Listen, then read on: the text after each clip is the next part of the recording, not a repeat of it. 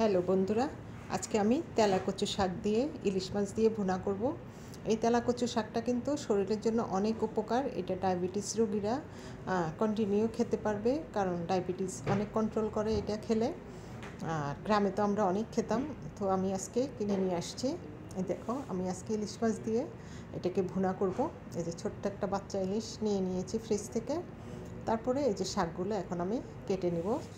শুধু পাতাটা নিতে হবে, ডাঁটা খাওয়া যাবে না। এটার পাতাটা আমি ছিঁড়ে কেটে নিয়ে নিব।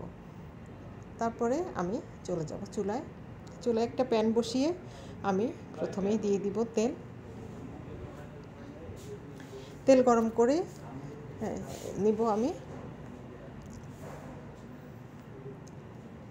যে দেখো, চুলায় তেলটা গরম হলে আমি দিয়ে দিয়েছি পেঁয়াজ কুচি। একটু পেঁয়াজ বেশি দিতে হবে, যেহেতু আমি ভুনা করব, তাহলে টেস্টটা অনেক অনেক মজা হবে। দেখো, পেঁয়াজটাকে এখন আমি তেলে নেড়ে চেড়ে ব্রাউন কালার করে নিব। এটা একটা ঔষধি শাক, ঔষধি পাতা, তেলাকুচি পাতাটা, শাকটা। তো তোমরা এটা যাদের ডায়াবেটিস আছে তারা কন্টিনিউ খেতে পারবে। তারপর আমি পেঁয়াজটা ব্রাউন কালার হওয়ার পরে দিয়ে দেব রসুন পেস্ট। এখন আবার আমি তেলের সাথে পেঁয়াজ রসুন খুব ভালো করে আরেকটু নেড়ে চেড়ে কষিয়ে নেব। এখন আমি দিয়ে দেব পরিমাণ মতো পানি। পানি দিয়ে তারপর আমি দেব শুকনা মশলাগুলো।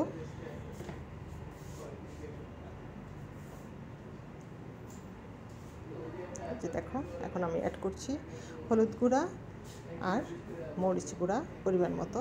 আর এখানে কিন্তু খুব বেশি মশলা দেওয়ার কোনো দরকার নাই, শুধু হলুদ মরিচ রসুন পেঁয়াজ দিয়েই রান্না করা যাবে। কারণ আমি ইলিশ মাছ রান্না করতেছি, ইলিশ মাছের কিন্তু স্মেল না হয় নষ্ট হয়ে যাবে। কোনো ধনিয়া পাতা জিরা কিচ্ছু দেওয়ার দরকার নাই। তারপর আমি মশলাটাকে খুব ভালো করে কষিয়ে নেব।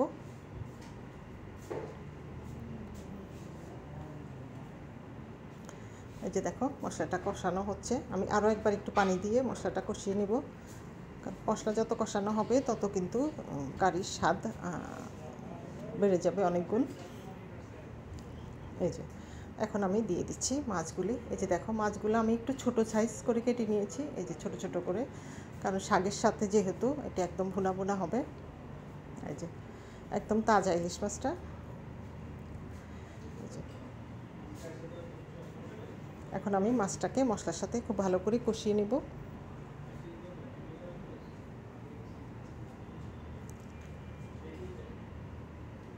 দেখো, মাছটাকে খুব ভালো করে কষিয়ে নিতে হবে। এই যে চুলার আঁচ হালকা মিডিয়াম আঁচে থাকবে। তারপর দেখো, এই যে শাকগুলি আমি শুধু পাতাটা নিয়ে নিয়েছি আর 3-4 পিস করে মাঝখান দিয়ে কেটে নিয়েছি। এই যে এখন আমি পাতাটা মাছের সাথে খুব ভালো করে নেড়ে চেড়ে আবার কষিয়ে নেব। একদম কমে যাবে শাকটা, অল্প একটু শাক হয়ে যাবে। এই যে দেখো, এটা তোমরা অল্প একটু দিয়েই 1 প্লেট ভাত খেতে পারবে, যেহেতু ইলিশ মাছ।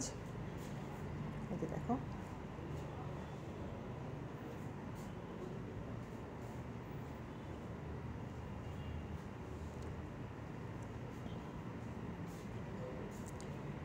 তেলাকচু শাকের অনেকে ফলটাও খায়, ফলটাও নাকি অনেক উপকারী শরীরের জন্য। এই যে দেখো, কষানো হয়ে গিয়েছে। আমি এখন অল্প একটু পানি দিয়ে, বাস, এখন আমি অল্প একটু পানি দিয়ে একটু নেড়ে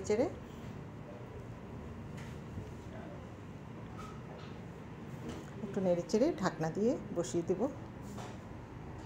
বাস, ঢাকনা 10-15 মিনিট পর আমি ঢাকনাটা তুলে দেখো শুকিয়ে গিয়েছে। আমি জাস্ট একদম শুকনো শুকনো করেই করব।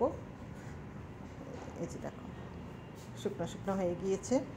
গরম ভাতের সাথে তোমরা অল্প একটু নিবে আর গরম ভাত দিয়ে খাবে, অসাধারণ টেস্ট। এই যে হয়ে গিয়েছে, আমি তুলে নিচ্ছি, একটা সার্ভিং ডিশে তুলে নিচ্ছি। যথেষ্ট হয়েছে, 1 বেলা খাওয়া হয়ে যাবে আমাদের। এই যে দেখো কত সুন্দর হয়েছে। দেখতে যেমন, খেতেও কিন্তু অসাধারণ টেস্ট। এই যে দেখো। তো সবাই আমার চ্যানেলটা সাবস্ক্রাইব করবে, লাইক কমেন্টস করবে।